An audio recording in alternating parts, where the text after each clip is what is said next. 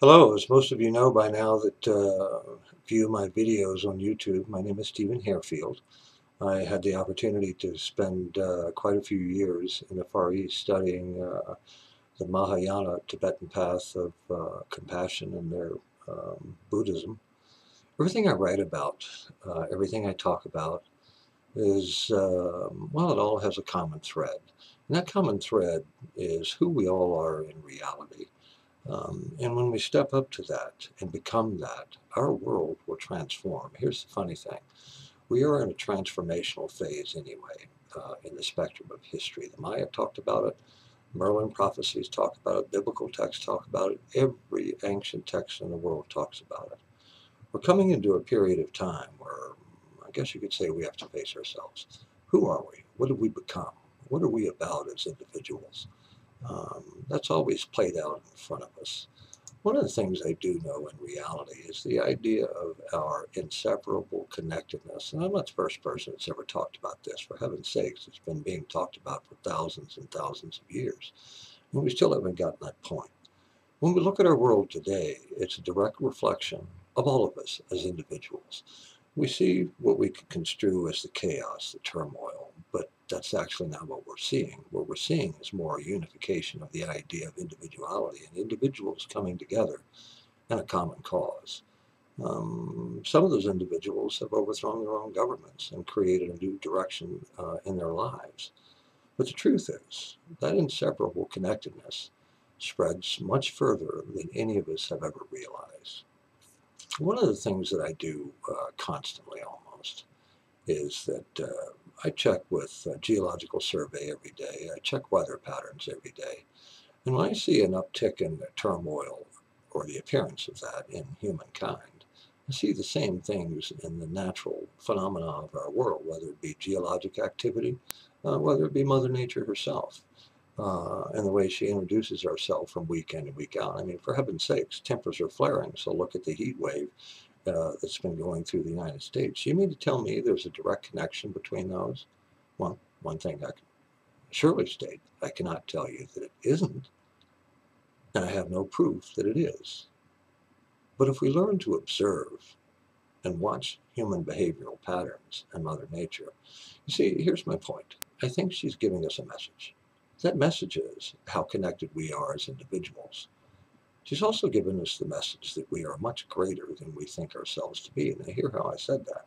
We are much greater than we think ourselves to be. You see, we've been given a gift. It's been called a mind. It's been called the power of thought, the ability to think. Not only is that stunning, but we can realize what we're thinking. We can realize who we are in any given moment. We can recognize and realize who other people are in any given moment. But you see, that's the tricky thing. That's the trick, if there's a trick, is to come to that level of realization. We don't realize that we can become anything that we choose to be. You know, I'd like to do more of these videos, but unfortunately, I'm not able to. And the reason is simple, because I do a lot of intuitive counseling with people. I talk with them about their lives, how to shift it on a one-on-one basis.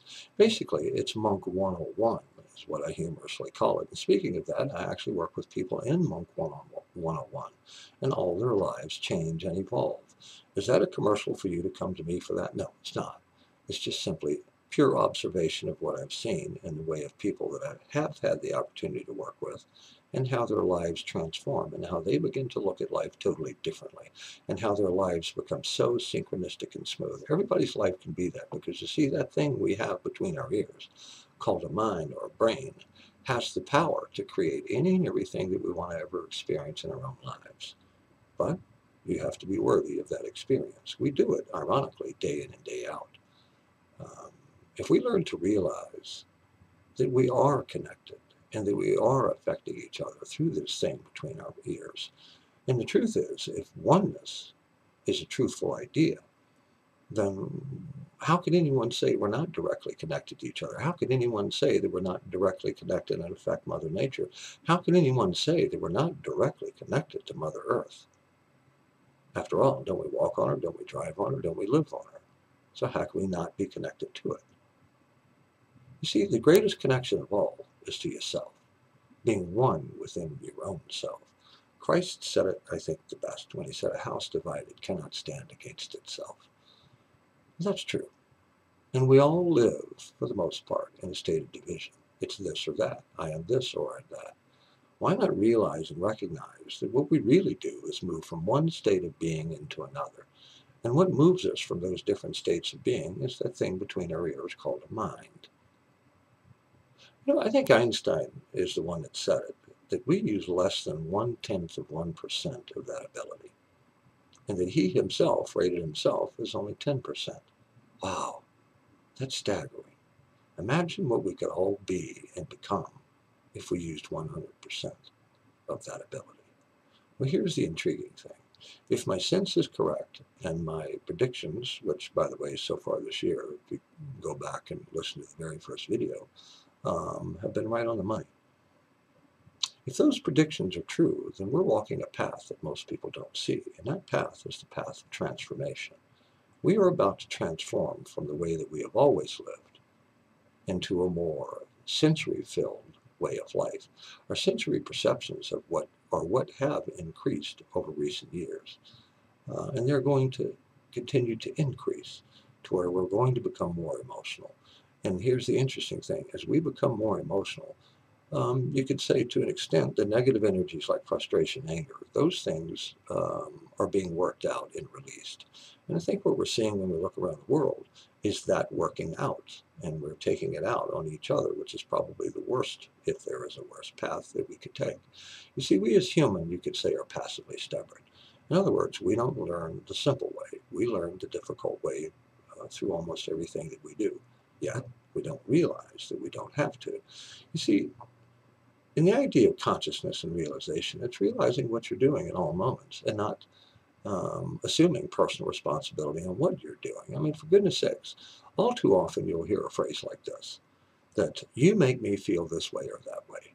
Excuse me a second, but when you say something like that, there's something that you're denying and not acknowledging. You're not owning your own emotions. You're not owning what you feel. What you're doing is blaming other people for your own responsibility to yourself, how you feel.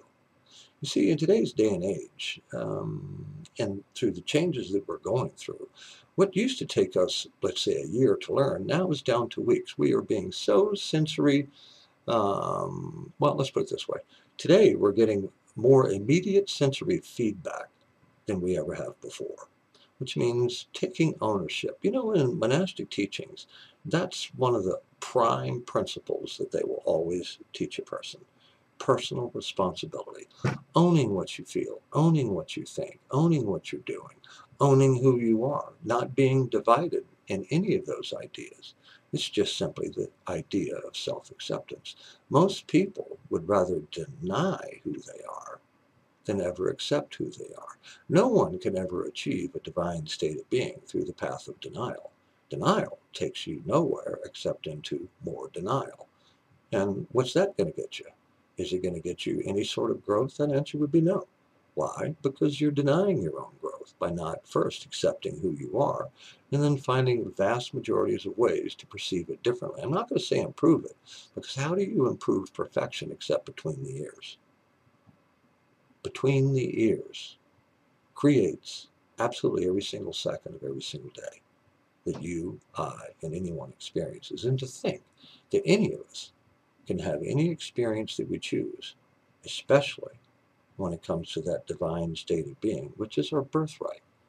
We were born to become that. Behind me, over my left shoulder, is one of my newest books, A Metaphysical Interpretation of the Bible. The Bible is probably one of the greatest books ever written, but it's absolutely the most misunderstood. One of, if not the most.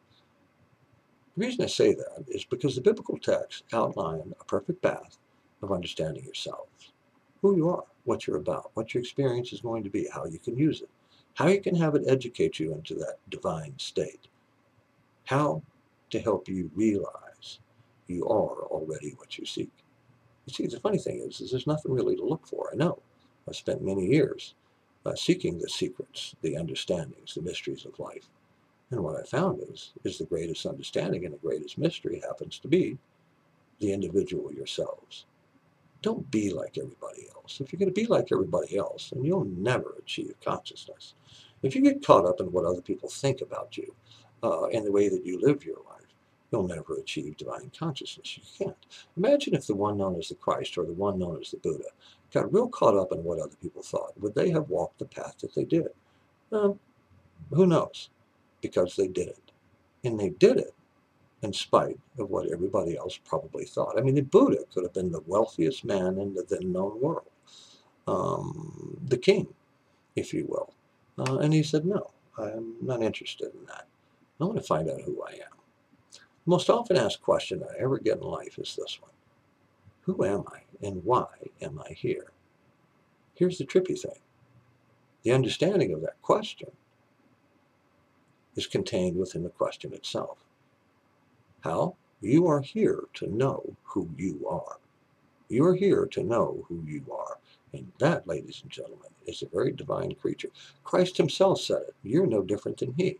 God in Genesis, I think 3:16 or 17, said that you're just like me. So what is it we as people don't get? Is your body and your bank account that important to you? If it is, go for it. Have it. That's up to you. But the truth of why we're here is not because of that. Why? Because whatever you accumulate materially here is going to stay here. There's one thing that isn't. Your knowledge, your consciousness, your being, your state of being is going to journey forever. What is it that you choose? Why not choose that divine reality for yourself? You'd be amazed at how, once you do, at how synchronistic life becomes. Christ also stated that seek first the kingdom, and then all else is given to you. You see, if you go back and you listen to one of the earlier videos on the art of manifesting, and then come back to this one and listen to it, we're always doing that. 24/7, every second of every day. Your reality is your responsibility. It's your choice. You've chosen it. It's your experience. You can shift and change that by the realization of you. You, like I, are the single most important thing in our own personal life. Now, that's not meant from an arrogant perspective nor a selfish perspective. It's just meant as simply the truth. If you're not the most significant thing to you, then you certainly can't be significant to anyone else. And I also mean that by a non-arrogant point of view. When you come to the realization of the concepts that Stephen is talking about today, it'll humble you. It will really open you to an amazing, wonderful, perfectly created reality, our gift, which we get to play in. And you can play in any direction that you so choose, and in any manner that you so choose. You aren't confined except by what you are confined to. And I hear how I said that. We're all as infinite as the cosmos. We're only confined with what we confine ourselves to. You can have a negative perspective of yourself. You can have a positive perspective of yourself. Either of those become your reality. And your reality reflects back to you as your teacher at what ideas about you that you have chosen. I know that some of this, especially here towards the end of it, may seem to be a little out there, a little deep, but it's not really. You see, the path of self-acceptance is the greatest key to full reality of consciousness. Ladies and gentlemen, please visit my website at www.hairfield, HAIRFIELD.com, and check out some of my works because it's all on the same subject. It's awakening to the divine truth of you. We're all here for that understanding. Thank you, and I hope you all have a wonderful day, and take this knowledge to heart and use it, and listen again and again if you so choose. That's how awakening is attained, by simply being ever vigilant with you. Realize you